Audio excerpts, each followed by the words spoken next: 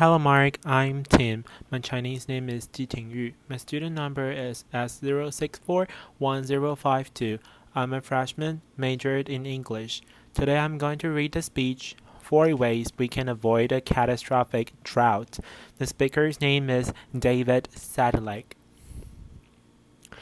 Our grandparents' generation created an amazing system of canals and reservoirs that made it possible for people to live in places where there wasn't a lot of water.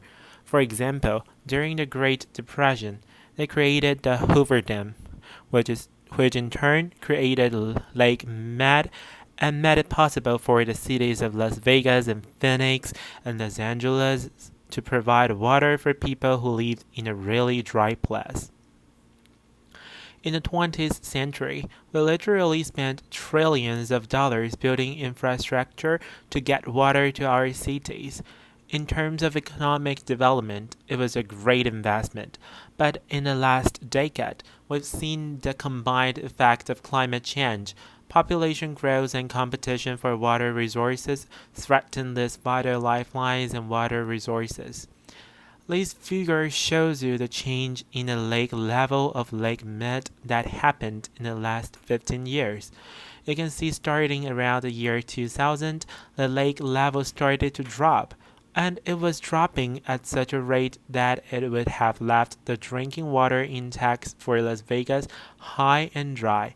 The city became so concerned about this that they recently constructed a new drinking water intake structure that they referred to as the third straw to pull water out of the greater depths of the lake. The challenges associated with providing water to a modern city are not restricted to the American Southwest.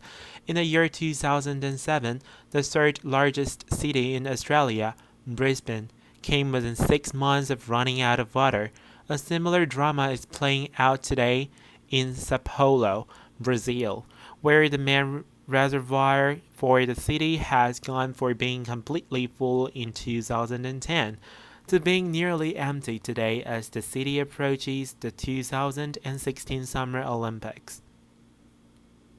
For those of us who are fortunate enough to live in one of the world's great cities, we've never truly experienced the effect of a catastrophic drought. We like to complain about the Navy showers we have to take. We like our neighbors to see our dirty cars and our brown lawns, but we've never really faced the prospect of turning on a tap and having nothing come out. And that's because when things have gotten that in the past, it's always been possible to expand a reservoir or dig a few more groundwater wells. Well, in a time when all of the water resources are spoken for, it's not going to be possible to rely on this tried and true way of providing ourselves with water.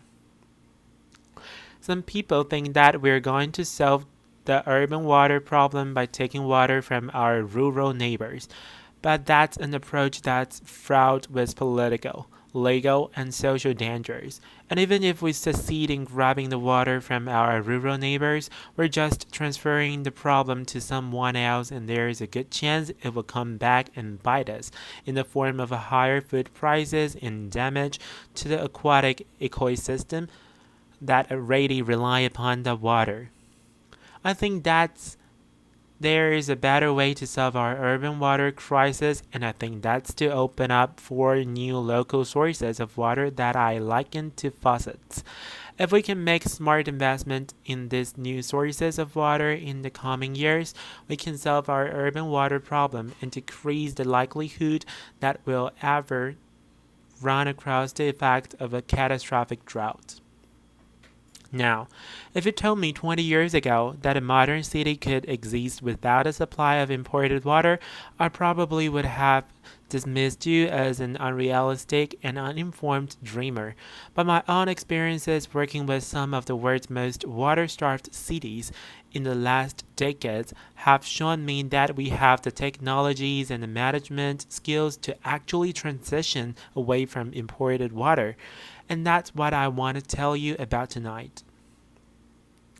The first source of local water supply that we need to develop to solve our urban water problem will flow with the rainwater that falls in our cities. One of the great tragedies of urban development is that as our cities grew, we started covering all the surfaces with concrete and asphalt.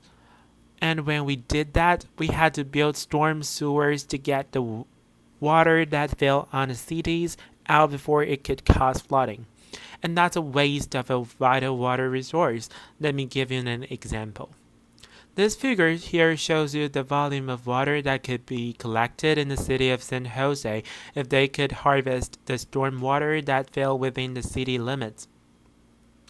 You can see from the intersection of the blue line and the black dotted line that if San Jose could just capture half of the water that fell within the city, they'd have enough water to get them through an entire year. Now I know what some of you are probably thinking. The answer to our problem is to start building great big tanks and attaching them to the downspout of our roof gutters. Rainwater harvesting. Now, that's an idea that might work in some places, but if you live in a place where it mainly rains in the winter time and most of the water demand is in the summertime, it's not a very cost-effective way to solve a water problem. And if you experience the effect of a multi-year drought like California is currently experiencing, you just can't build a rainwater tank that's big enough to solve your problem. I think there is a lot more practical way to harvest the stormwater and rainwater that falls in our cities, and that's to capture it and let it percolate into the ground. After all, many of our cities are sitting on top of a natural water storage system that can accommodate huge volumes of water. For example, historically, Los Angeles has obtained about a third of its water supply from a massive aquifer that underlies the San Fernando Valley. Now, when you look at the water that comes off of your roof and runs off of your lawn and flows down the gutter, you might say to yourself, "Do I really want to drink that stuff?" Well, the answer is you don't want to drink it until it's been treated a little bit. And so the challenge that we face in urban water harvesting is to capture the water, clean the water, and get it underground. And that's exactly what the city of Los Angeles is doing with a new project that they're building in Burbank, California. This figure here shows the stormwater park that they are building by hooking a series of stormwater collection systems, or storm sewers, and routing that water into an abandoned gravel quarry. The water that's captured in the quarry is slowly passed through a man-made wetland, and then it goes into that bowl field there and percolates into the ground, recharging in the drinking water aquifer of the city. And in the process of passing through the wetland and percolating through the ground, the water encounters microbes that live on the surfaces of the planets and the surfaces of the soil, and that purifies the water. And if the water's still not clean enough to drink after it's been through this natural treatment process, the city can treat it again when they pump it back out of the groundwater aquifers before they deliver it to people to drink. The second tap that we need to open up to solve our urban water problem will flow with the wastewater that comes out of our sewage treatment plants. Now, many of you are probably familiar with the concept of recycled water. You've probably seen signs like this that tell you that the shrubbery and the highway median and the local golf course is being watered with water that used to be in a sewage treatment plant. We've been doing this for a couple of decades now, but what we're learning from our experience is that this approach is much more expensive than we expected it to be.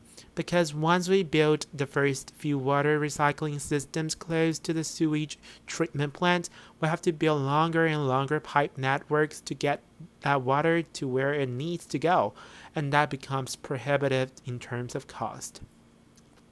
What we're finding is that a much more cost-effective and practical way of recycling wastewater is to turn treated wastewater into drinking water through a two-step process. In the first step in this process, we pressurizes the water and passes through a reverse osmosis membrane, a thin, permeable plastic membrane that allows water molecules to pass through but traps and retains the salts, the viruses, and the organic chemicals that might be present in the wastewater. In the second step in the process, we add a small amount of hydrogen peroxide and shine ultraviolet light on the water. The ultraviolet light cleaves the hydrogen peroxide into two parts that are called hydroxyl radicals, and these hydroxyl radicals are very potent forms of oxygen that break down most organic chemicals. After the water has been through this two-stage process, it's safe to drink. I know. I've been studying recycled water using every measurement technique known to modern science for the past 15 years. We've detected some chemicals that can make it through the first step in the process, but by the time we get to the second step, the advanced oxidation process, we rarely see any chemicals present, and that's in stark contrast to the taken for granted water supplies that we regularly drink all the time. There is another way we can recycle water. This is an engineered treatment wetline that we recently built on the Santa Ana River in Southern California. The treatment wetline receives water from a part of the Santa Ana River that in the summertime consists almost entirely of wastewater influent from cities like Riverside and San Bernardino. The water comes into our treatment wetline. It's exposed to sunlight and algae, and those break down the organic chemicals, remove the nutrients, and inactivate the waterborne pathogens. The water gets put back in the Santa Ana River, it flows down to Anaheim, gets taken out at Anaheim, and percolated into the ground, and becomes the drinking water of the city of Anaheim, completing the trip from the sewers of Riverside County to the drinking water supply of Orange County. Now you might think that this idea of drinking wastewater is some sort of futuristic fantasy or not commonly done.